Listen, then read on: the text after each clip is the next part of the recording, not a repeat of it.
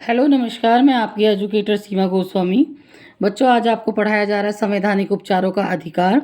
और ये अधिकार या रिटें क्या हैं, ये किस अनुच्छेद में हैं, तो ये सब आपको आज समझाया जाएगा। देखो बच्चों, अनुच्छेद 32 के अंतर्गत हमें ये रिटें प्रावधान जो है न्यायिक रिटें हमें मिली हुई हैं और ये आम नागरिकों के लिए ही हैं। तो सबसे पहले है बंदी प्रत्यक्षीकरण, जो कि ये क्या है। बंदी प्रत्यक्षीकरण क्वेश्चन आ जाता है कि बंदी प्रत्यक्षीकरण क्या है, तो इसका बारे में मैं आज आपको समझा रही हूँ। जब किसी व्यक्ति को अवैध रूप से बंदी बनाया जाता है तो सर्वोच्च न्यायालय उस बंदी बनाने वाले व्यक्ति को आदेश देता है कि वह बंदी बनाए गए व्यक्ति को 24 घंटे के भीतर न्यायालय के सामने पेश करे। इसका मतलब ये है कि जो व्यक्ति उस अधिकारी ने गिरफ्तार किया है, जिस व्यक्ति को गिरफ्तार किया है, उसको वो गैरकानूनी तरीके से थाने में बिठा नहीं सकता। 24 घंटे के अंदर उसको न्यायालय के सामने, सर्वोच्च न्यायालय के सामने उसे पेश करना होगा। उसके घर वालों को भी उसको सूचना देनी होगी अधिकारी को। तो ये हमें प्राप्त है बंदी प्रत्यक्षीकरण आम नागरिकों को। लेकिन ये जो बंदी प्रत्यक्षीकरण रिट है, ये उनको प्राप्त नहीं है जो कि आतंकवाद फैला रहे हैं या आतंकवादी हैं या अन्य किसी तरीके से देश विरोधी गतिविधियों में लिप्त हैं। उनको ये बंदी प्रत्यक्षीकरण रिट का जो प्रावधान है वो उनको प्राप्त नहीं है या उसका फ़ायदा उनको नहीं होता है। जो इस प्रकार की रिट है बच्चों, ये जो ये रिट है कि ये प्राइवेट व्यक्ति और कार्यपालिका दोनों के मनमाने कार्यों के विरुद्ध ये जनता के पक्ष में है। यानी आम नागरिकों को ही ज़्यादातर गिरफ्तार किया जाता है, तो ये उनके पक्ष में है कि उन्हें किसी तरीके से गैर कानूनी तरीके से गिरफ्तार ना किया जा सके। और ये इस प्रकार की रिट उस मामले में भी नहीं निकाली जा सकती है जो व्यक्ति निरुद्ध है, यानी आतंकवादी हैं या कोई देश के खिलाफ हैं। इस तरीके के लोगों के खिलाफ भी इसका फ़ायदा नहीं मिलेगा, यानी उसको गिरफ्तार किया जा सकता है। उसमें सर्वोच्च न्यायालय हस्तक्षेप नहीं करता है। सेकंड है बच्चों परमादेश, जो कि परमादेश क्या है और ये हमें कैसे प्राप्त हुआ है।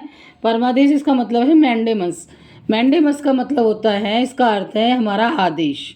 यानी कि जो आदेश दिया जा रहा है यह उस समय जारी किया जाता है जब कोई पदाधिकारी अपने सार्वजनिक कर्तव्य का निर्वाह नहीं करता। परम आदेश भी बोल सकते हैं इसको, परमा आदेश भी बोल सकते हैं इसको।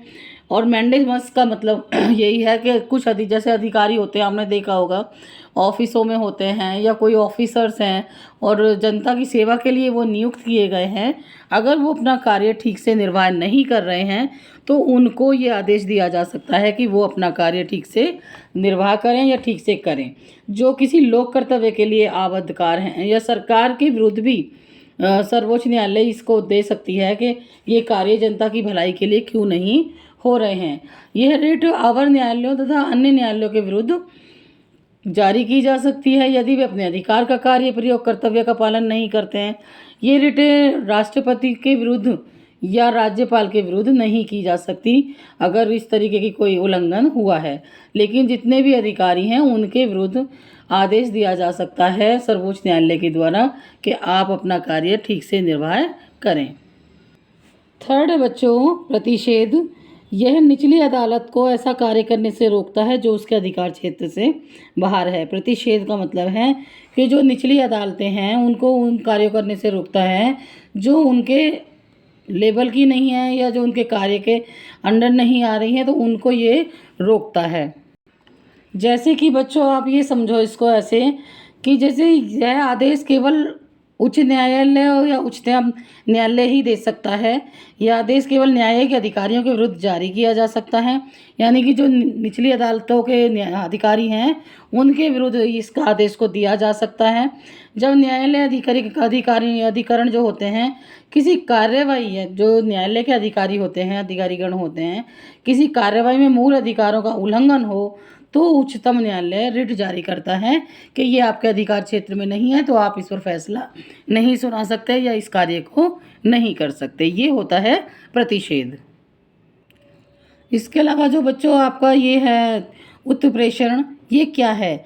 ये तभी जारी किया जा सकता है जब एक अदालत या न्यायालय अपने न्याय क्षेत्र से बाहर कार्य करता है। यह निषेध से अलग है और ये कार्य संपादित होने के बाद ही जारी किया जा सकता है। बच्चों इसको ऐसे समझ सकते हैं हम कि जैसे कि ये हमने न्यायालय ने कोई फैसला सुना दिया है, कार्य पूरा हो चुका है, उसके बाद अगर उच्च न्यायालय को जो पर लगे कि ये कार्य उसके अंडर में नहीं आता था, उसके कार्य क्षेत्र में नहीं आता था, तो वो उस कार्य को उसके खिलाफ ये एक रिट जारी करते हैं कि ये आपके अंडर के काम नहीं है, तो आप इस पर फैसला नहीं सुना सकते। यानी वह तभी जारी किया जाता है जब एक अदालत या उच्च या न्यायालय अपने न्याय क्षेत्र से बाहर कार्य करता है। यानी कि जो उसके कार्य क्षेत्र, जिस सबको अपने अपने कार्य दिए गए हैं, जितने क्षेत्रफल उसको दिए गए हैं, जो जिस तरीके का कार्य करने के लिए किसी भी चाहे उच्चतम न्यायालय हो, चाहे उच्च न्यायालय हो या न्यायालय हो, तो ये सब जो न्यायालय हैं सबकी अलग अलग सीमाएं हैं, अलग अलग इनके अधिकार हैं।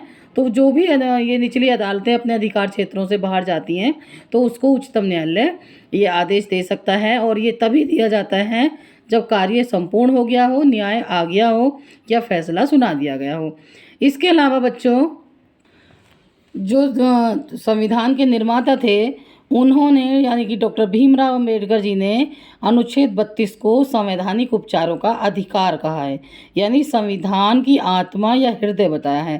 क्वेश्चन ऐसे आता है बच्चों कि किसने कहा है संविधान की आत्मा या हृदय, तो वो डॉक्टर भीमराव अंबेडकर थे, और इन्होंने अनुच्छेद 32 को कहा है। क्वेश्चन ये भी आ सकता है ये आत्मा, जो संविधान की आत्मा या हृदय है, ये ना करके ये भी पूछा जा सकता है अनुच्छेद 32 को संवैधानिक उपचारों की आत्मा किसने कहा है, तो वो भीमराव अंबेडकर ने कहा है। तो बच्चों, आज मैंने आपको पढ़ाया जो कि संवैधानिक उपचारों का अधिकार या रिटें हैं, वो अनुच्छेद 32 में हैं।